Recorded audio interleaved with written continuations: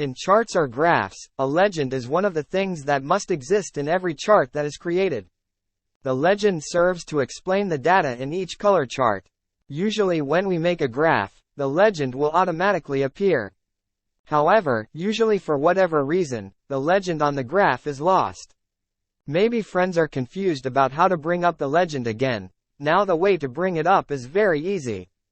Friends click on the chart until the Chart Tools menu appears. Then select Layout, and in the Labels section, friends select Legend. After that, several position options from the legend will appear that friends can choose. Choose according to the graphic display, friends. After friends choose one of the existing legend positions, the legend will automatically appear on the graph in Excel.